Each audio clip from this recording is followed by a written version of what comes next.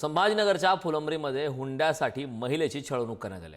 30 वर्षीय महिलेला दोरीनं बांधून शरीरावर चटके दिलेत। माहेरातून पैसे आणण्यासाठी सासरच्यांकडून महिलेची छळवणूक करण्यात आली। चटके देणाऱ्या नवऱ्यांविरोधात फुलंब्री पोलिसांमध्ये गुन्हा दाखल करण्यात आलाय।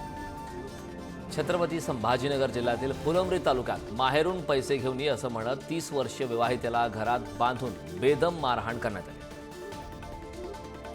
एवढंच नाही तर दोरीने बांधून शोल्डरवर चटके सुद्धा दिले। त्या संदर्भात ताजे अपडेट देण्यासाठी आपले प्रतिनिधी सुमित पवार आपल्यासोबत आहेत। सुमित, धक्कादायक घटना, 30 वर्षीय महिलेला दोरीने बांधून शरीरावर चटके देण्यात आल्याचा एक क्रूर प्रकार समोर आलाय। काय ताजे अपडेट आहे त्या संदर्भात?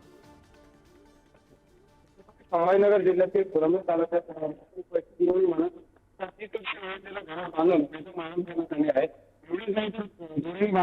शरीरावर 17 ठिकाणी शोषणाचे चटके या महिलेला देण्यात आले।